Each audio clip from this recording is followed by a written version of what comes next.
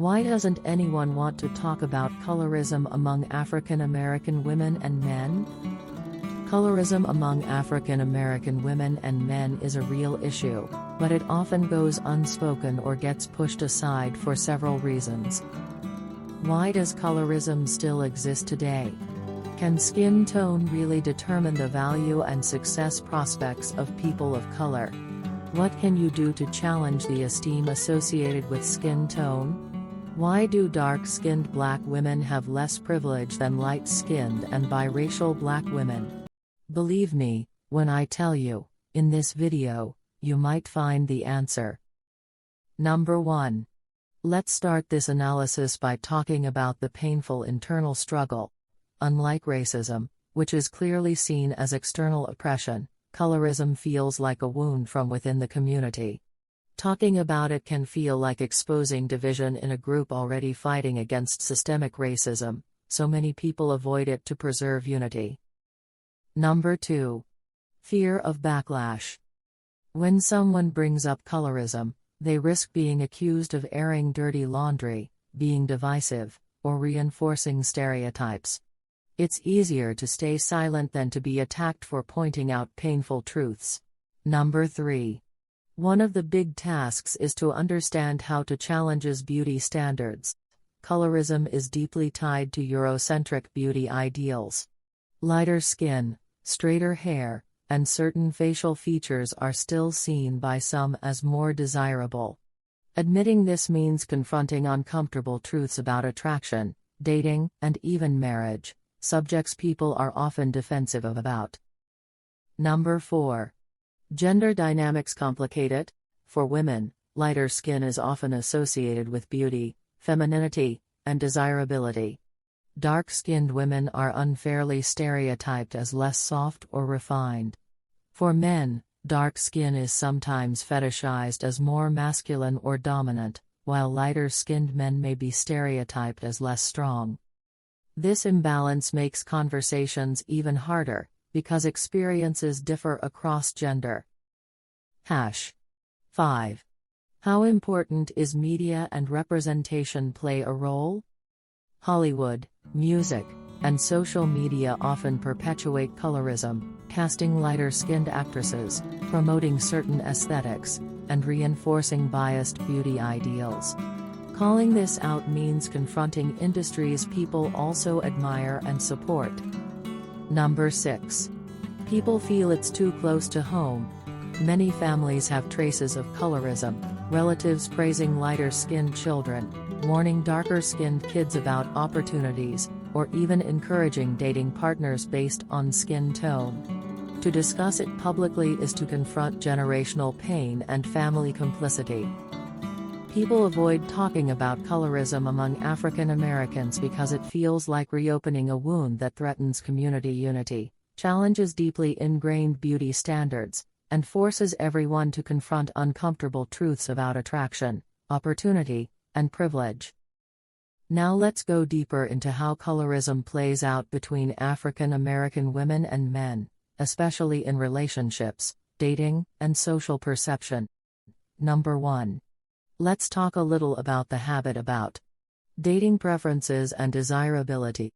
Studies and social observations have shown that lighter-skinned black women are often perceived as more desirable partners in mainstream society. This bias can influence dating choices. Some men openly or subtly prioritize women with lighter skin, believing they are more beautiful or easier to present in certain spaces. Dark-skinned women often share experiences of being overlooked, fetishized, or judged more harshly, despite having the same qualities as lighter-skinned peers. For men, the dynamic can be different. Dark-skinned men are sometimes celebrated as strong, manly, or dominant, while lighter-skinned men may face stereotypes of being soft or less masculine. This shows how colorism is gendered in its impact. Number 2. How much does it influence marriage and family perceptions? Colorism can even influence family decisions about marriage and children.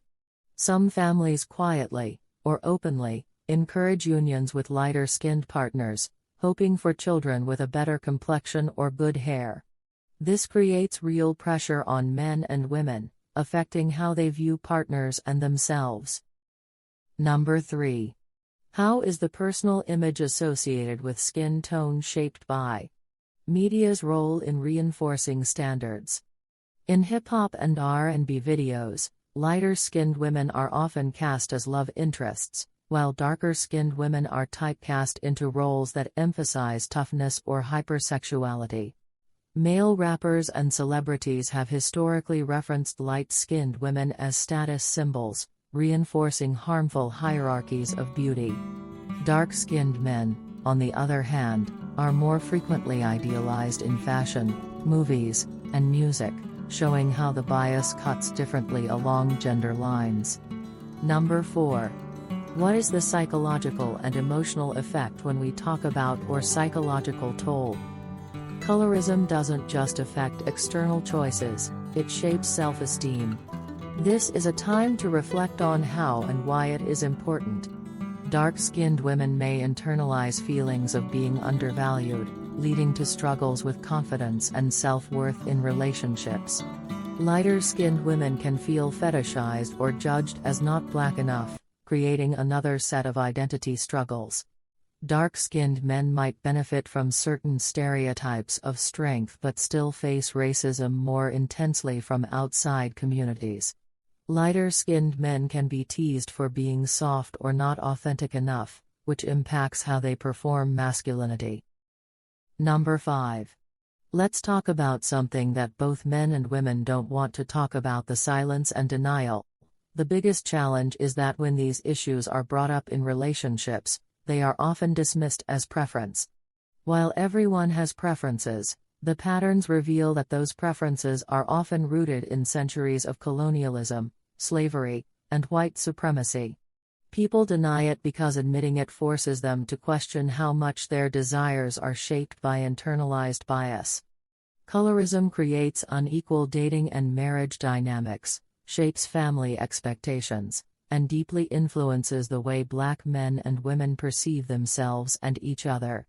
It's not just a matter of skin tone, it's about power, privilege, and the legacy of systemic racism within the community itself. Let's continue by looking at the historical roots of colorism in African American communities and why it persists today. Number 1. When we talk about colorism at this moment, how influential is slavery and the birth of color hierarchies? During slavery in the United States, lighter-skinned enslaved people, often the children of white slaveholders and enslaved Black women, were sometimes treated differently. Many were forced into house labor, receiving slightly less brutal conditions compared to the fields. This created a hierarchy where lighter skin became associated with proximity to whiteness, privilege, and better treatment. Over generations, this planted the idea that lighter skin had social and economic advantages, even within the enslaved community. Number 2. Let us analyze more deeply post-slavery and social mobility. After emancipation, colorism continued. Knowing how and why is important. Some lighter-skinned African Americans formed elite social circles, such as brown paper bag tests in clubs, fraternities, sororities, and certain Black institutions. Being lighter-skinned was sometimes seen as a way to access jobs, education, and opportunities in a segregated society where whiteness was still the standard. This created deep divisions within the community, where darker-skinned individuals were excluded from certain spaces of influence. Number 3. How damaging it was to the psyche of African Americans in the United States: Jim Crow and white supremacy reinforcement. White supremacy thrived on division. By privileging lighter-skinned African Americans, through limited opportunities or token inclusion, the system maintained control.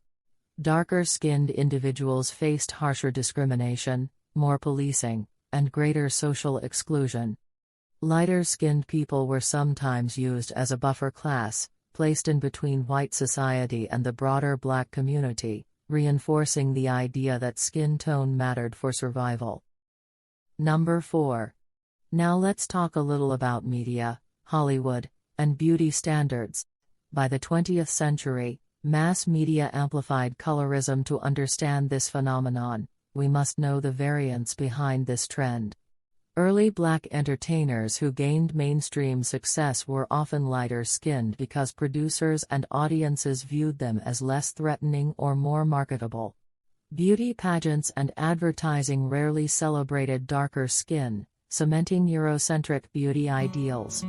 This legacy continues today in Hollywood, music videos, and fashion, where lighter-skinned black men and women are more frequently promoted as the face of black beauty. Number 5. Why colorism? It still lingers today. Even though society is more aware, colorism continues because economic opportunity. Lighter-skinned individuals statistically earn more and are more likely to be hired in some industries than dark-skinned black women. Dating and marriage. Biases about desirability still influence who gets chosen, praised, or overlooked. Social media, filters, trends, and influencers often promote lighter complexions and Eurocentric features. Generational influence. Family members may still pass down colorist comments, sometimes unknowingly, keeping the cycle alive.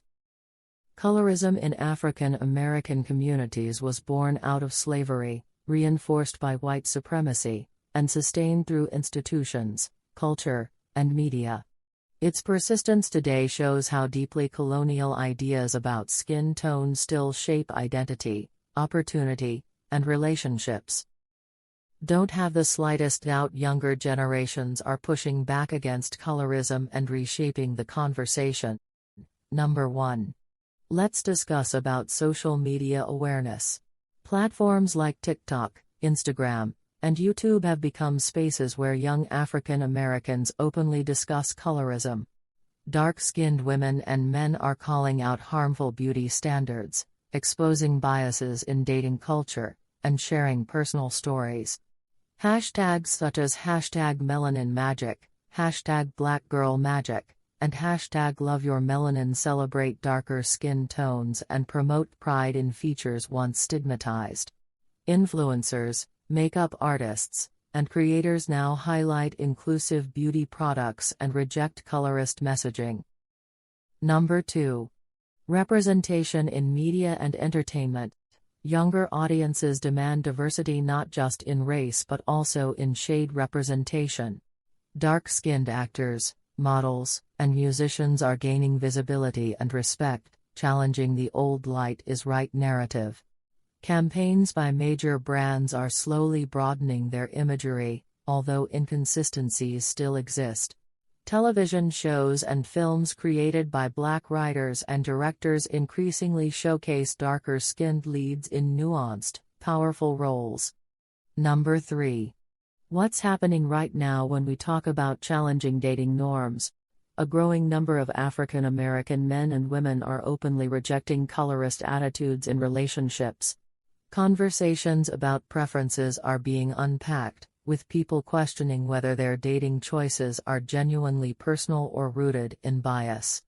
Dark-skinned women especially are speaking up against being excluded or stereotyped, demanding equal respect in love and media. Younger men are also challenging the stereotype that masculinity is tied to skin tone, embracing more diverse definitions of attractiveness. Number 4. One aspect that we cannot ignore is the academic and cultural work. Scholars, activists, and artists are addressing colorism directly in books, documentaries, and podcasts.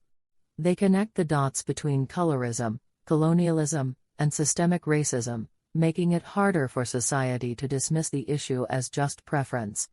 Black artists in music, poetry, and film are celebrating darker skin as beautiful, resilient, and central to African American identity. Number 5.